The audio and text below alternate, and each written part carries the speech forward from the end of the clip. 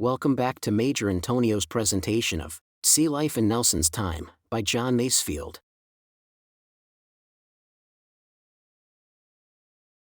Chapter 9. When a ship came into port after a long absence at sea, or on a foreign station, with several years of pay due to her crew, she was surrounded by boats from the shore containing girls and Jews. During the wars, the sailors were given hardly any shore leave, lest they should run away. Those who did get ashore were so watched by the land folk, eager to earn a little head or blood money, the reward for capturing a deserter, that they had little pleasure in their jaunts on land. They never touched their pay till the ship was about to sail again, so that they had small chance of enjoying themselves, or of buying necessaries if they did succeed in getting out of the ship. The Jews knew this very well, and therefore plied a very thriving business with the sailors at every great seaport. When the ship came to an anchor, they came off in their wherries with all manner of fancy articles such as the sailors cared for. Gold watches, which ticked very loudly and went for a week, made a very profitable line. Gold seals of the same quality, bright brass telescopes, which put an edge of brilliant colors round everything one saw through them, scarlet and blue silk handkerchiefs, fancy shoes, shoe buckles, suspenders, watch chains, diamond rings, etc. All of these things were laid out with a great deal of glitter on the peddlers' trays amidships. For all this trash they asked enormous prices, about 5 times more than the things were worth. Others brought sailors' clothes, of cuts and colors more beautiful than those sold by the purser, such as blue and white striped trousers as baggy as the mouths of windsails, waistcoats like tropical sunsets, and neckerchiefs like blood and broken eggs. Others brought little natty straw hats with ribbons neatly painted with the name of the ship, or glazed tarpaulin hats with linings of some violently colored cloth. Some brought sailors' necessaries such as gaudy crockery, clay pipes, silver tobacco stoppers, clasp and sheath knives, real silver spoons, hammock stretchers, tin pots and pans, boxes of sugar, red herrings, eggs, Dutch cheeses, butter, apples, onions, etc. Nearly all of them had skins and bladders full of red-eye, gin, or similar sailor's joy, such as would give a waster the action of a port admiral. Towards the end of the long French wars, the captains grew more strict in their admission of these creatures. They allowed them aboard only under certain conditions, generally restricting them to the quarter-deck and gangways, where they did business under the eyes of the officers and the marine sentries. This kept them from smuggling drink aboard in any quantity, though they generally contrived to smuggle in a little, despite the searching of the master-at-arms. It also kept them from cheating the sailors unduly, and from being cheated or manhandled by the sailors' ladies. Another regulation adopted towards the end of the war kept the Jews out of the ship till payday, a day or two before the ship sailed again. In the 18th century, they came aboard directly the ship was anchored, for in addition to the slop and bumboat trade, they carried on the profitable business of money lending, advancing ready money at a ruinous rate of interest on the sailors' pay tickets. The sailors knew very well that the Jews cheated them, but they had no alternative but to submit. In the matter of slops and trinkets, they were cheated less badly than over the pay, for when they came to hand over the money for the gear they had bought, they were generally drunk with the parting cans. In this condition they argued and wrangled, and blacked the Jews' eyes and flung the peddlers' trays down the hatches, and often enough refused to pay a red cent of the money claimed.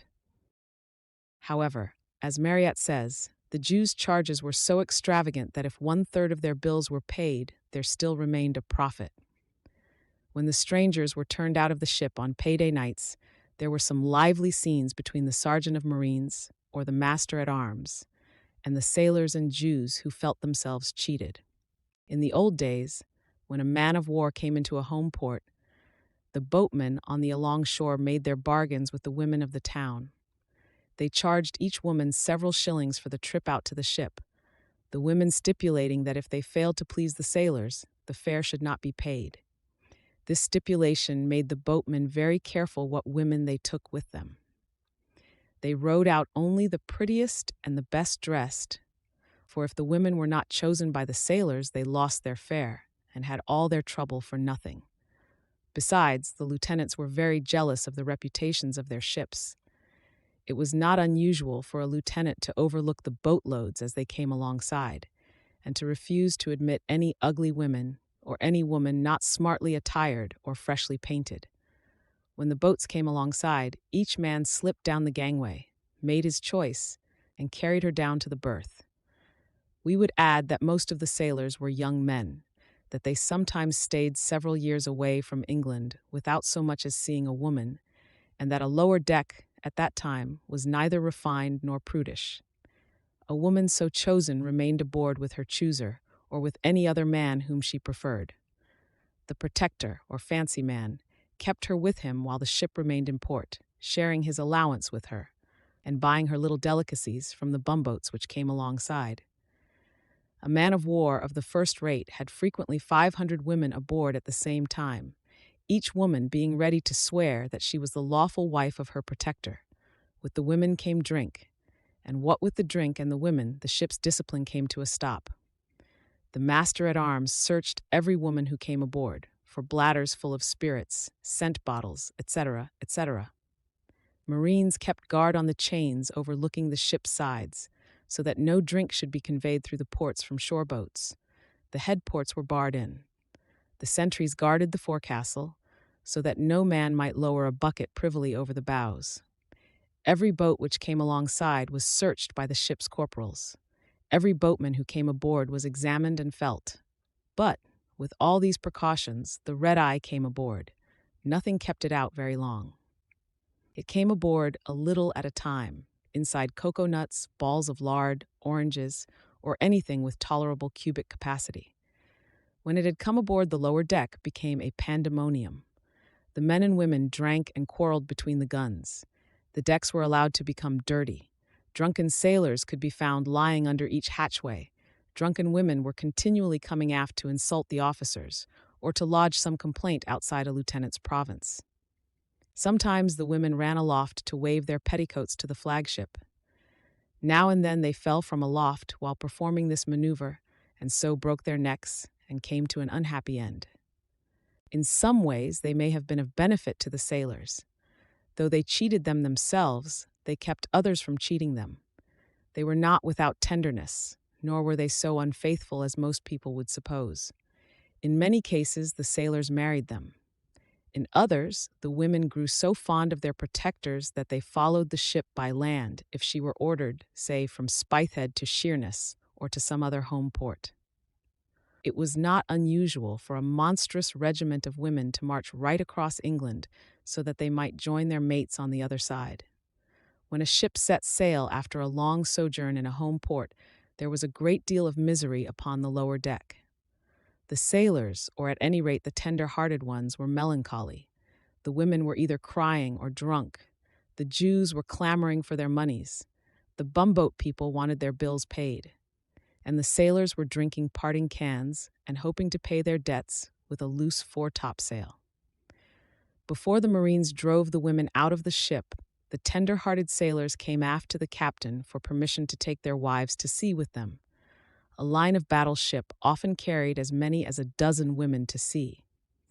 It seems that the practice did not quite die out for many years after the time of which we write. Some admirals strictly forbade it, as fatal to all discipline.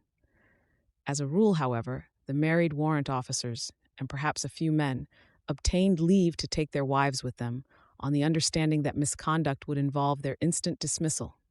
A captain had to weigh such applications very carefully, admitting only the most respectable of those who offered. He had also to suffer patiently the abuses and menaces of the harridans he refused to ship. The partings between the robuster sailors and their ladies were not marked by any great flow of sentiment. The women smuggled off a last bladder of red-eye for the brewing of a goodbye flip. The sailors bought onions and turnips, the latter as a symbol of subsequent unfaithfulness, the former to induce tears in eyes unused to flow. With a good deal of merry, blackguardly banter, a good deal of drunken squabble, and a very energetic wrangle over the sailors' money, the last day aboard came to an end. Before sunset of the day before sailing, the strangers were driven out of the ship and bundled down into the shore boats. The drunken men were lashed into their hammocks till morning, when discipline again took hold and reduced them to order. After a spell in port, a ship was nearly always dirty and evil-smelling. The men were diseased and in poor condition. It generally took a month to bring them back to their old standard of smartness. Very few of them came to sea with any money. The little left to them after they had cashed their tickets or swept the heaps of coins into their hats had gone to their women or to the Jews.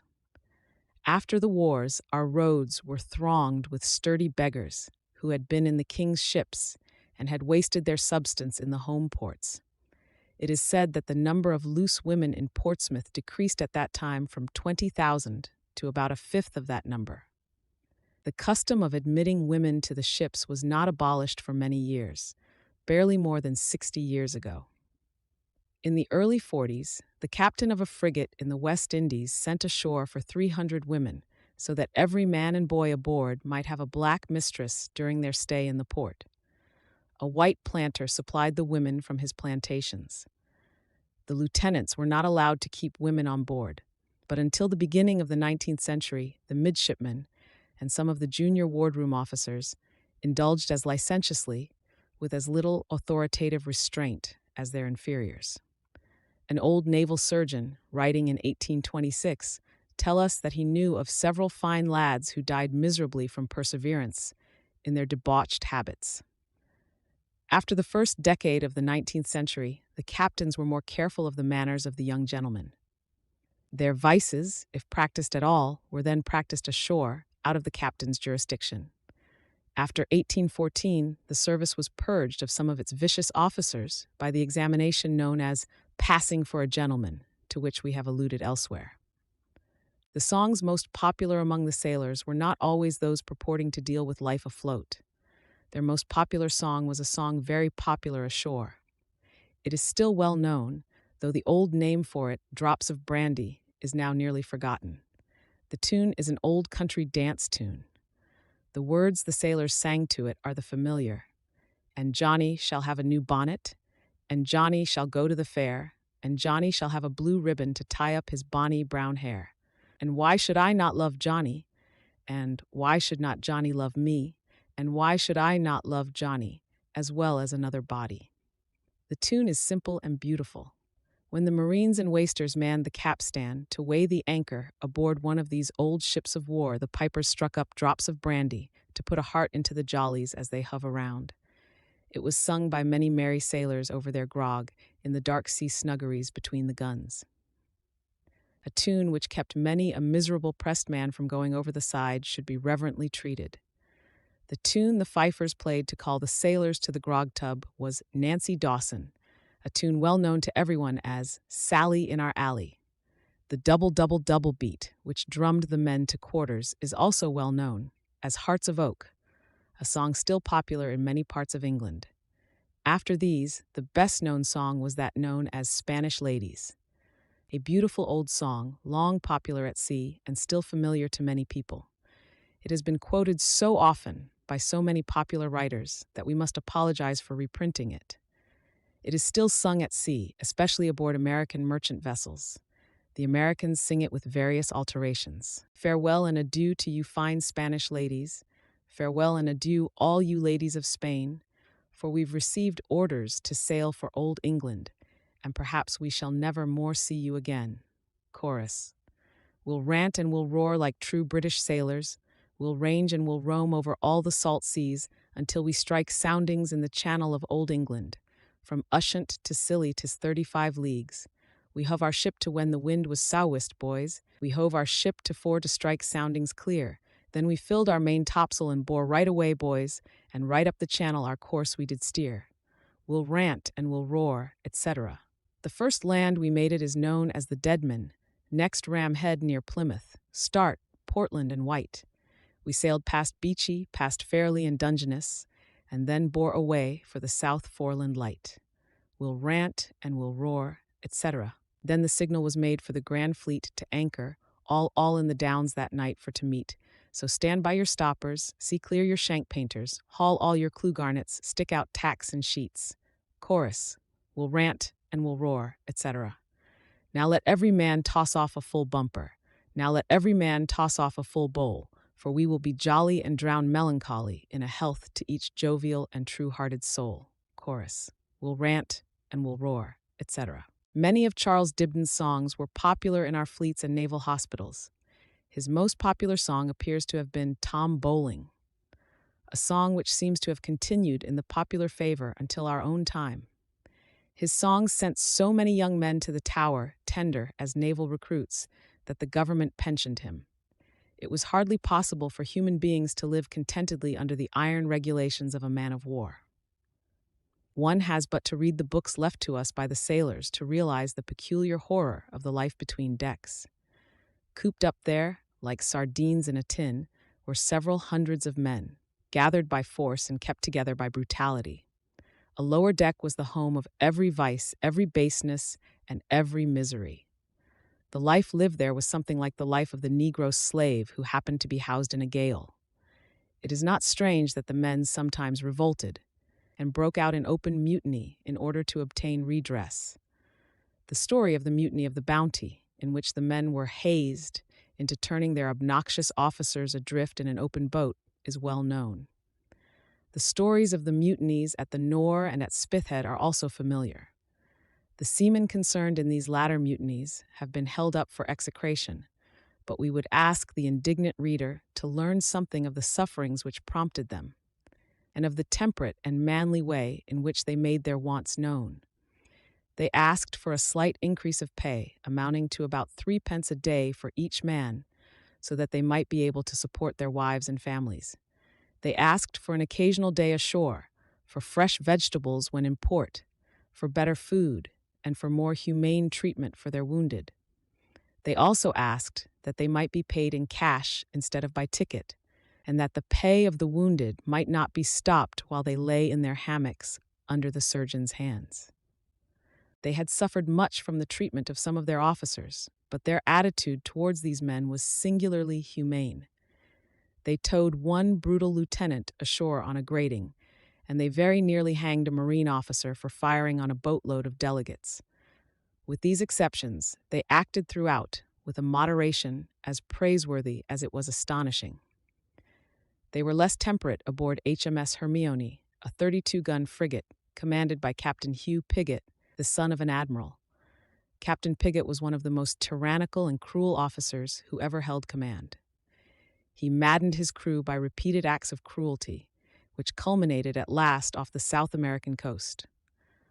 One quiet afternoon, he drilled his topmen at reefing topsails. While the men were doing their best, lighting out and passing earrings, he called out to the men on the mizzen topsail yard that he would flog the last man down. In their hurry down from aloft, 2 of the men fell onto the deck at the captain's feet, breaking all the bones in their bodies. His remark on this occasion was, "Heave those lubbers overboard." That night the crew rose in open mutiny. They broke into the cabin and stabbed Captain Piggott with repeated stabs so that he died. They killed a number of the lesser officers and turned several others adrift in a boat. They then sailed the Hermione into La Guaira and handed her over to the Spanish authorities. She was captured in Puerto Cabello a couple of years later by the boats of HMS Surprise. Many of the mutineers were afterwards apprehended and hanged. Hanging was the usual end of a mutineer. Mutiny, being the one unpardonable sin in a sailor, was treated with far less mercy than desertion or attempted desertion. The mutiny at the Nore sent a considerable number of sailors to the yardarm, and lesser mutinies were no less severely punished. A man who struck an officer was fairly certain to be hanged or flogged through the fleet. A man who raised a disturbance or headed any open rebellion, however trivial, was certain to be put to death. On one ship, some sailors were taken in the act of violating the 29th Article of War. They were condemned to be punished publicly. Their shipmates, eager for the honor of the ship, begged that the sentence might not be carried out, lest the crew should be hooted at throughout the fleet. On their request being refused, they at once broke out into a noisy disturbance on the lower deck. Their officers ran down and secured the ringleaders, drove the remainder on deck, and promptly court-martialed and hanged the offenders. At the cessation of hostilities in 1802, Many of the sailors were dissatisfied with the orders relating to paying off. Some ships stationed in the West were ordered to be paid off in London. Others were ordered off on some short cruise, which kept the sailors from joining the many merchant ships then fitting out after the winter in port. The ringleaders of these little mutinies were hanged, though the occasion surely warranted a slighter punishment. Many of our sailors deserted to the French, Spanish, and American services, where the routine was a little less severe and the pay no worse. Those who were taken in foreign ships of war were invariably hanged at the foreyard arm. We have mentioned the narrow pendant, the long banner with a red St. George's cross on a white ground, and long red swallowtail, which captains hoisted at the main topgallant masthead on placing a ship in commission. We now add a few words about some of the other flags and colors in use in the Navy. The Royal Standard, which need not be described, was worn at the main topgallant masthead of those ships which carried a member of the royal family. A ship which carried the Lord High Admiral or his commissioners flew the Admiralty flag, a square red flag with a golden anchor and cable in its center, at the same place. An admiral of the fleet flew the Union Jack at the main topgallant masthead of his own ship. An admiral of the White, or vice-admiral, flew the St. George's banner at his fore-topgallant masthead. An admiral of the Blue, or rear-admiral, flew a square blue flag at his mizzen topgallant masthead. A commodore, or senior captain of the first class, flew a broad red swallow-tailed pendant at his main topgallant masthead. If another commodore senior to him were in company, he flew a white broad pendant marked with a red St. George's cross. A commodore of the second class flew a blue broad pendant, unless a senior captain were sailing in company. All ships in commission wore a red, white, or blue ensign at the mizzen peak, according to the flag of the admiral under whom they sailed. They also carried a small Union Jack at the end of the bowsprit on a flagstaff above the spritsail yard. Flag officers had certain distinctive boat flags, which they flew in the bows of their boats when they pulled ashore. There were also a number of colored flags and pendants in use for signaling. The Union Jack was also used for signaling on certain important occasions, such as the holding of a court-martial. The Royal Standard, Admiralty flag, Admiral's flags, and Commodore's broad pendants were entitled to salutes of guns, varying in number from 21 guns in the case of the first named to 9 in the case of a second-class Commodore. The numbers of guns fired in salute were always odd, following an ancient custom, not now explicable. Ambassadors, consuls, foreign governors, and dukes were also saluted by guns. A salute was fired quickly, with an interval of about 6 seconds between each gun. Merchant ships, both English and foreign, were expected to lower their top sails or to let fly their topgallant sheets when passing a British man of war. This old custom is now nearly obsolete, but the present writer has seen the master of a schooner lowering his top sail in salute to a cruiser. Epilogue. If it be the lot of the dead to pass unviewed along the streets of cities or by the country hedgerows, conscious of the life about them, there is surely a prospective triumph for the beaten and the broken folk whose blood and agony have made easy, if indirectly, the passage of later pilgrims. Could the countless unselfish ones, the sufferers, the great despisers, who bore so many miseries that we, their descendants, might pass gaudy and comfortable days, could they but know how golden a thing their misery purchased, the memory of the old torture and the old injustice would be soothing and gentle like a charity. In the years of which I have tried to write, there were thousands upon thousands of sailors, wandering over many seas, in countless ships, standing their watches, doing the day's work, breaking their hearts, and dying young, not because they liked it, not because they hoped for glory, but because much suffering had to be endured before man could learn to inflict less suffering on his fellows. We sit here quietly today in London, in that London which, as Nelson said, exists by victories at sea.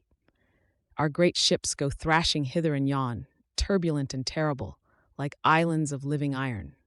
Here in London are the world's merchants, richer than the merchants of Tyre, whose purple clothe the kings of the world.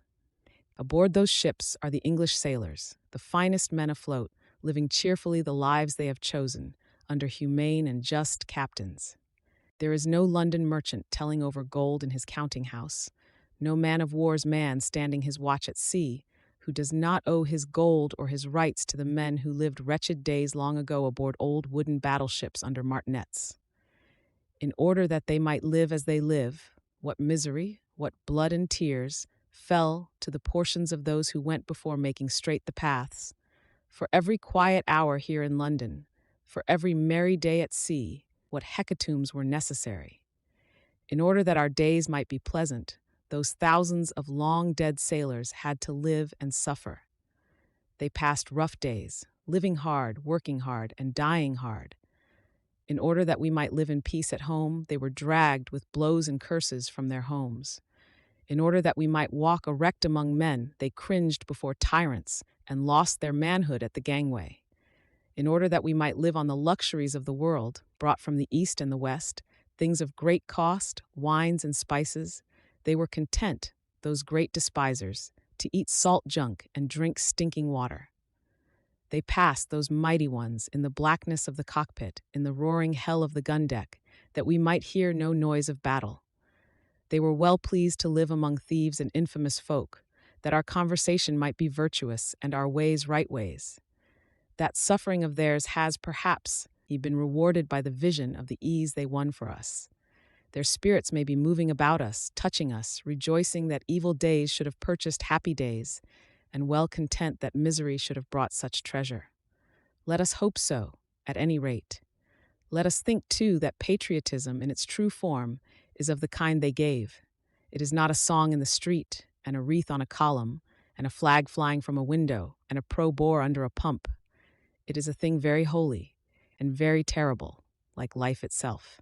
It is a burden to be borne, a thing to labor for and to suffer for and to die for, a thing which gives no happiness and no pleasantness, but a hard life, an unknown grave, and the respect and bared heads of those who follow. This concludes Sea Life in Nelson's Time by John Masefield, presented by Major Intonio. We hope you've enjoyed this volume. For further, similar audiobooks, visit the Major's YouTube channel or our webshop at intonio.net. Thank you for listening, and so long.